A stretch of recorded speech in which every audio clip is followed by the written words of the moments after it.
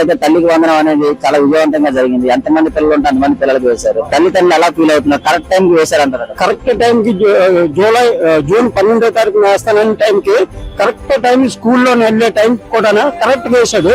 అందులోనూ నాకు ఇద్దరు కొడుకులు జూన్కి ఇద్దరు, వాళ్ళకి ఇద్దరు, పాప బాబు. ఆ టైం నలుగురికి కూడా కరెక్ట్ డే టు డే పడిపోయింది డబ్బులు. అవి పడడం వల్ల మా మనవాళ్ళు ఎంతో సంతోషంగా అయితే వాళ్ళకి కట్టుకోవడానికి మాకు చాలా ఉపయోగపడ్డది. బాగానే ఉంది. టోటల్ గా అయితే చంద్రబాబు పరిపాలన మీద మీకు పూర్తి నమ్మకం అయితే ఉందంట. మరి ఇంక తిరిగిలేదండి. ఆయన నెక్స్ట్ 2029లో కూడా ఆయనే గెలుస్తాడు. మరి జగన్మోహన్ రెడ్డి మళ్ళీ నేనే వచ్చేస్తాను, రప్రపలు ఆడిస్తాను, తలాలు తీసేస్తాను అంటున్నారు. దీని మీద ఆయన ఆడే పద్ధతి కూడా బాగోలేదండి. నేను 5 సంవత్సరాలు చేశాను. ఏదైనా తప్పు ఉంటే నాలో క్షమించండి, నేను ఏదైనా సరే సర్దిద్దుకుంటాను అలాగే చెప్పుకుంటూ రావాలి తప్ప ఇలాగా నేను నరికేస్తాను కొట్టేస్తానంటే వేసేవాడు కూడా వేయదు.